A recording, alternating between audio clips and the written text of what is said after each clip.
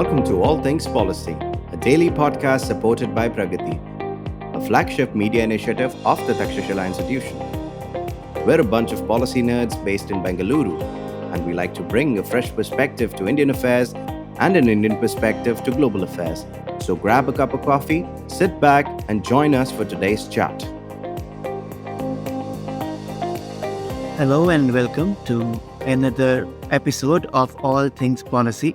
I am Saurabh Todi and I am with my colleague Dr. Harshit Kukreja.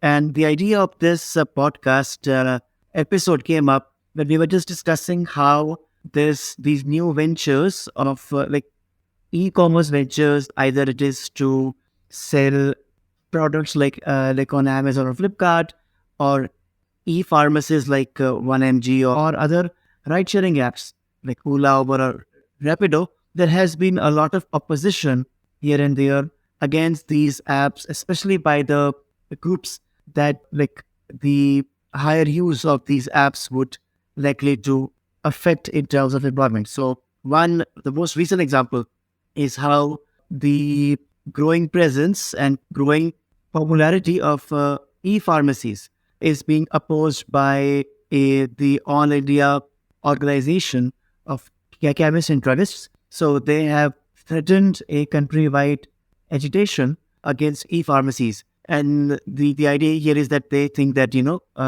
these need to be banned and these are against their interests. So I think it's very fascinating, Harshit, that, we see these opposition here and there. We also saw recently the Delhi government banned bikes on these ride-sharing apps. So for example, on Rapido, because there were opposition by auto rickshaw unions. So why do you think this opposition, let's say, it's regarding to e-pharmacies stems from? And Yeah, so sort of thank you so much for having me.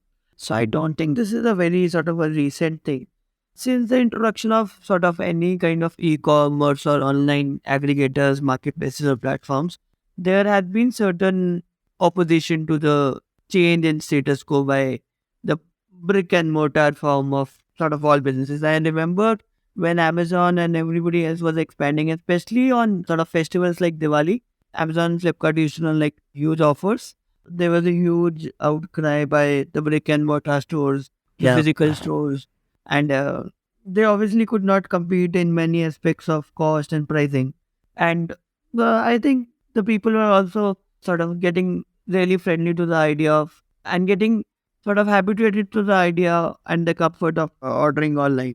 Yeah, and coming to e-pharmacies, pharma, first of all, is tends to be a highly regulated sort of industry. Obviously, you can agree or disagree on the how effective the regulations are, but there are regulations. Except the e-pharmacy part, there has been attempts to bring regulation into the industry. The last comprehensive part attempt was in 2018. The government came out with certain rules and regulations, but they were not notified. And also there was new sort of drug and medical devices regulation bill, in which one part had a component of sort of regulating e-pharmacies. It was not as comprehensive as the 2018 rules, but that has also not been sort of allowed till now. There is no sort of set regulation. The industry says it self-regulates a lot. And I think anecdotally, and from whatever little data is available, the online pharmacies are much better regulated and they much better sort of adhere to good practices.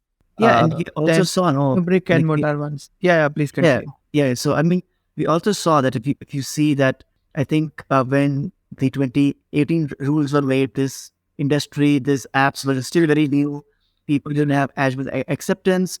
Even there was some kind of, I guess, unsurety about regulation as well. But as we saw, these e-pharmacies were the backbone of during COVID times, especially during lockdown, right? So when these apps stepped up the game, when there was huge requirements, there was people quarantined at home, and there was, I am guessing there is a much broader public acceptance of these e-pharmacies. I mean, and as you said that because these are e-pharmacies and they're big companies and it is like regulated, they're more likely to also follow the rules that we make.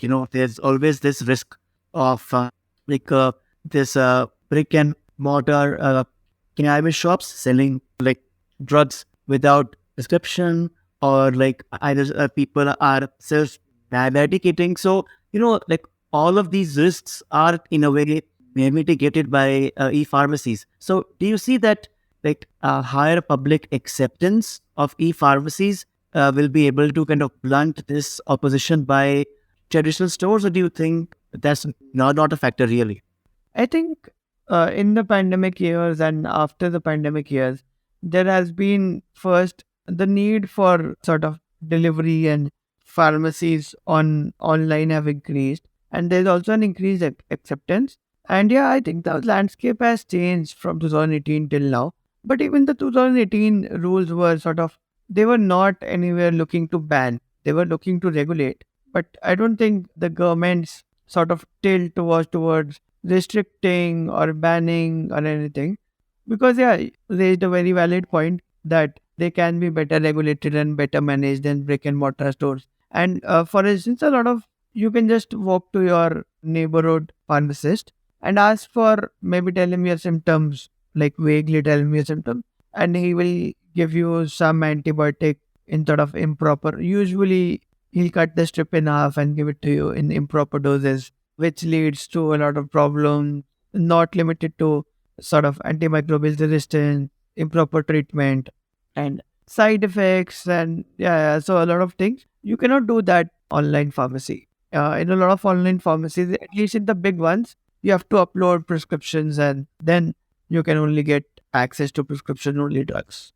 But you also have that risk, right? I mean, obviously, I it seems that e-pharmacies are a like a much better option, at least in terms of reducing the excessive use of drugs, especially the ones that are not prescribed or like not prescribed by a doctor. But even in this e-pharmacies, like now these they say that if you want to order a tablet or a drug which is only by prescription, they will tell you that like our doctors can call you and then like they can write you a prescription. So in that case, I mean, how does that situation like pan out? Because in this case, I mean, so are we then kind of mixing e-pharmacies with telemedicine, or is it just one of the ways to evade the requirement by e-pharmacies that you need to have a prescription?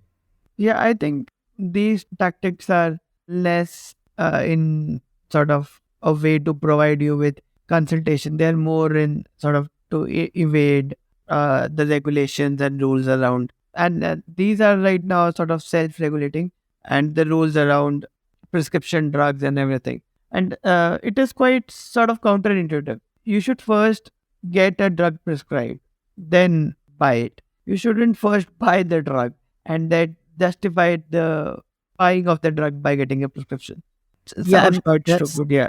yeah. I mean, that's exactly what. So I guess like that's one kind of reason that these e-pharmacies have to be like very clearly regulated. Where just because you want to have a medication, you just have that order in your cart and then say, like let's just have a call, like a call back from the doctor, like of these e-pharmacies. So I mean, would you say that given this scenario, I think, would you say that there is any chance that these e-pharmacies could be banned, or at least their operations are severely curtailed, given that there is opposition here? I mean, do you see this opposition by the Chemist and Druggist Association going anywhere, or do you think this is just interest groups trying to push the government one way?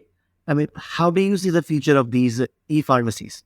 Yeah, I don't think sort of maybe this pressure from these groups will lead to certain changes, because the main concerns of this of in this case of these associations and groups is first loss of livelihood, and second they say they push sort of inappropriate medication and everything else, which is I think the opposite, because a lot of your neighborhood pharmacy is much more likely to give you inappropriate medication for non-prescribed medication and drugs, sort of maybe even Schedule X drugs, as compared to an online pharmacy. And in an online pharmacy, it is much easier to catch. It is much easier to sort of oversee all this.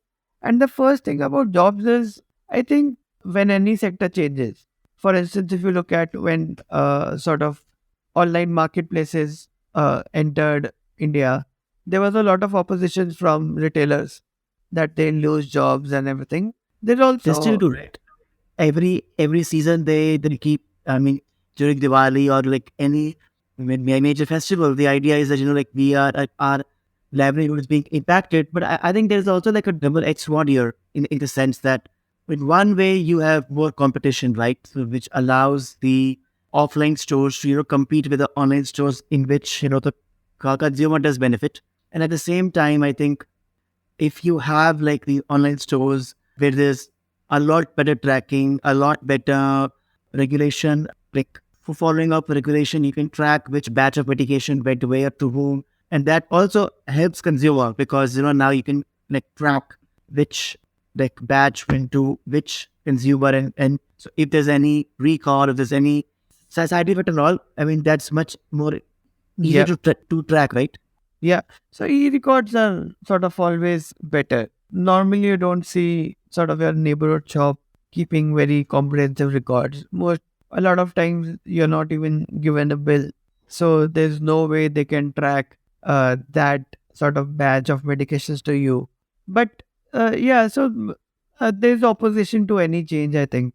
So all these online platforms, when there's sort of creative destruction and any sort of like e-commerce, and when there's an uptake of e-commerce, I think everybody except a few, obviously in any chain there are a few sort of people who lose, but uh, every sort of like all other people, they win. The consumers win. They have more choice, they have better prices, there's less information asymmetry, they get better service, and it's all convenient. The companies also win because there's a consolidation of some supply chain. Now their profit margins are better. They're selling at better margins and everything.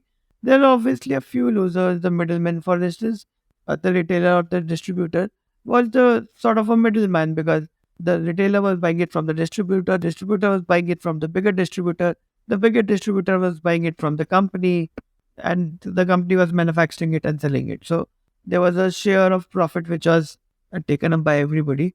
But yeah, so Saurabh, this is all about e-pharmacies. What about, for instance, similarly, we were talking about maybe, yeah, the Delhi government's ban on Rapido.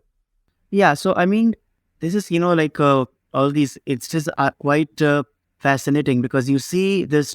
I mean, one example is you would have Uber or Ola or these ride-sharing apps in Goa, for example, right? Because the opposition to these ride-sharing apps in Goa is so high that the local unions have been able to convince the government that these ride-sharing apps should not be allowed to operate there.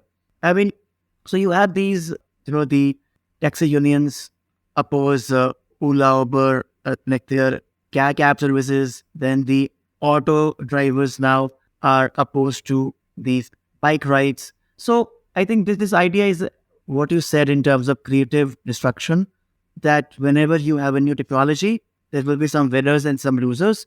And I think the aim of the government or any regulation should ensure to kind of ensure that the number of winners are much higher than the losers, and then the losers feel that at least they have a stake as well in this change. So, for example, I am guessing that if the e-pharma companies can kind of partner with offline pharmacy retailers to kind of like that becomes like a point for them to ship those medications to customers. That could be one way of trying to like bridge this gap in terms of ride sharing apps. I mean, I think the fact that there is a huge requirement of these bike sharing. So you have Ola and Uber and Rapido. All of these, we have these bike sharing options which have been in use for a very long time, and there has been a huge demand by the customer as well. So this shows that these options are filling a gap which is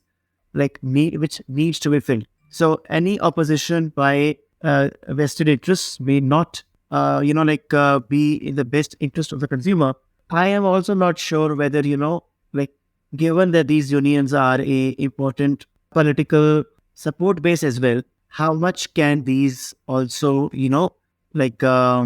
how much can these be reined in? Because the fact that it is Delhi is a big, very big city, there is a huge requirement of these bike sharing options. There is huge traffic. So even so, if in that big city, like the government had to succumb to the pressure and ban these apps, I think that does not really inspire confidence that especially in the elections are due soon, both at the national level and in some states, that there would be any change. How do you see this? I mean, do you see that this kind of policy uncertainty will be there for next few months, or at least until the elections, or do you think we are kind of reaching a equilibrium where some states will allow them and some states won't, and then at the end it is the consumer which will have to bear the cost of not having as much of a choice as it should?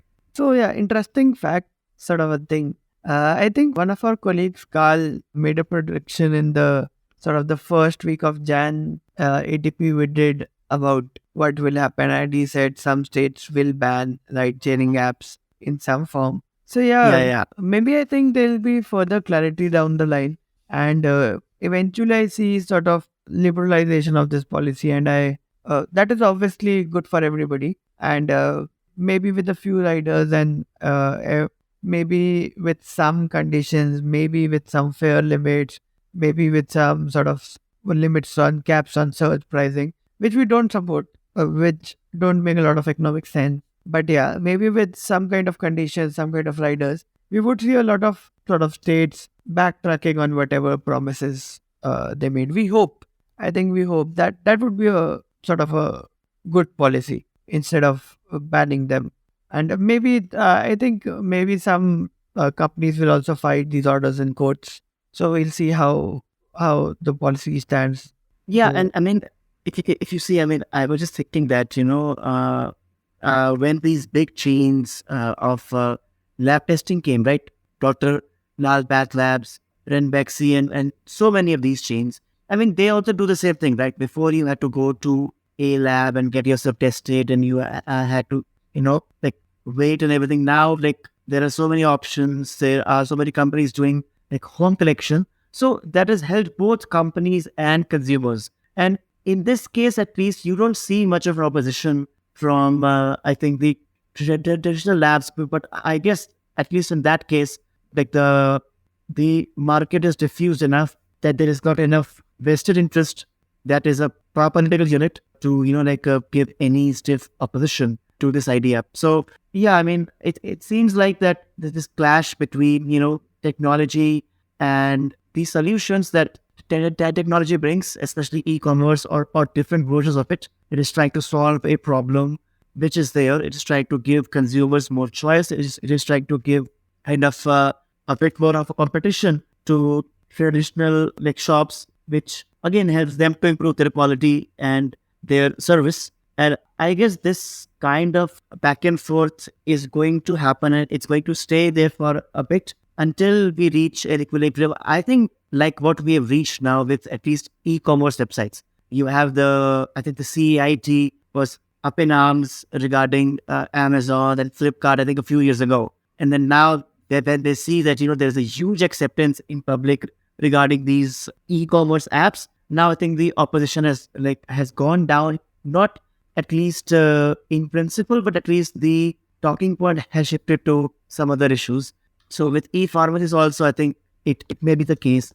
I was also thinking that, maybe with this push towards telemedicine and this need to kind of, have digital health records and e-consultations, all of this kind of, give kind of impetus to e-pharmacies and then the digitization of the health system as a whole. yeah, I think you're quite correct. And one of the sort of oppositions from the brick and mortar stores was that all any sort of e-commerce platform was able to offer sort of deep discounts which were not viable in a physical form. And obviously it was because they were funded and there was money which was being put. So yeah, they could have offered. I think there are certain rules and regulations which don't allow you to give that deep discount.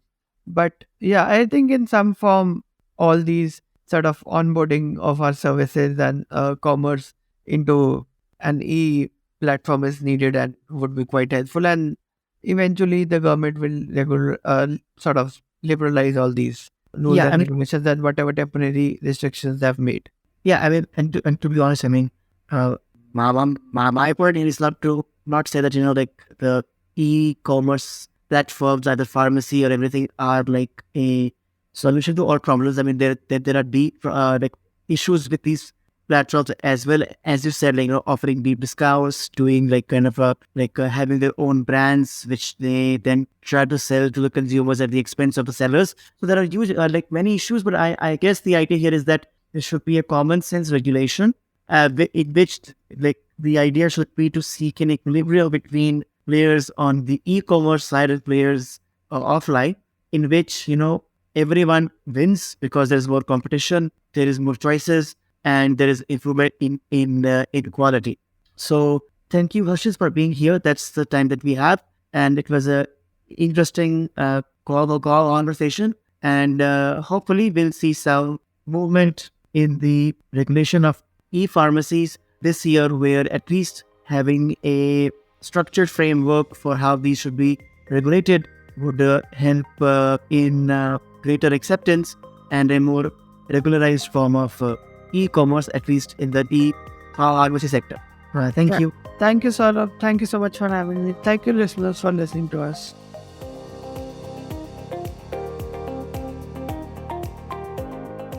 If you liked our show, don't forget to check out other interesting podcasts on the IVM network.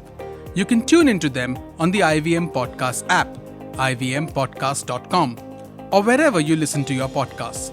You can also follow IVM on social media. The handle is @IVM Podcasts on Twitter, Facebook, and Instagram. And hey, if you'd like to dive into Takshashila's research on technology, strategy, and economic affairs, check us out at our Twitter handle @TakshashilaINST or our website takshashila.org.in.